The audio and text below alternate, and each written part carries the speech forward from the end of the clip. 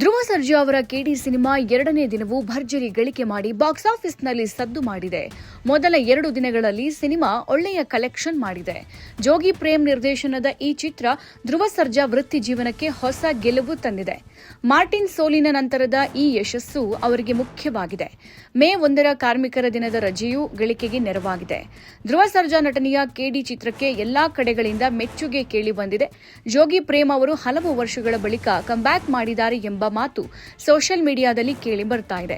ಈ ಸಿನಿಮಾಗೆ ಮೊದಲ ದಿನಕ್ಕೆ ಹೋಲಿಸಿದ್ರೆ ಎರಡನೇ ದಿನ ಶೋಗಳ ಸಂಖ್ಯೆ ಕೊಂಚ ಕಡಿಮೆ ಆಗಿದೆ. ಎರಡನೇ ದಿನ ಫ್ಯಾನ್ಸ್ ಶೋ ಇಲ್ಲದಿರೋದು ಕೂಡ ಇದಕ್ಕೆ ಕಾರಣ. ಹಾಗಾದ್ರೆ ಕೆಡಿ ಸಿನಿಮಾ ಎರಡನೇ ದಿನ ಗಳಿಕೆ ಮಾಡಿದ್ದು ಎಷ್ಟು ಅಂತ ನೋಡ್ತಾ ಹೋಗೋದಾದ್ರೆ, ಕೆಡಿ ಸಿನಿಮಾ ಎರಡನೇ ದಿನ ಬಾಕ್ಸ್ ಆಫೀಸ್ನಲ್ಲಿ ಅಬ್ಬರಿಸಿದೆ.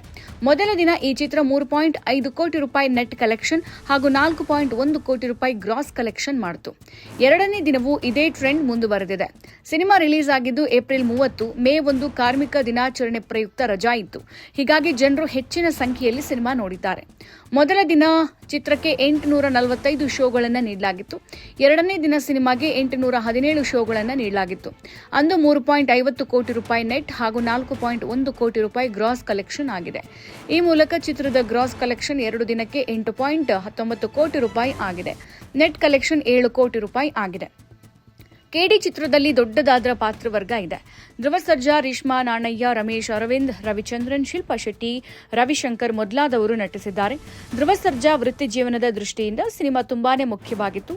ಮಾರ್ಟಿನ್ ಚಿತ್ರದ ಸೋಲಿನಿಂದ ಅವರು ಕಂಗೆಟ್ಟಿದ್ರು. ಅವರಿಗೆ ಈ ಚಿತ್ರ ದೊಡ್ಡ ಗೆಲುವು ಕೊಟ್ಟಿದೆ.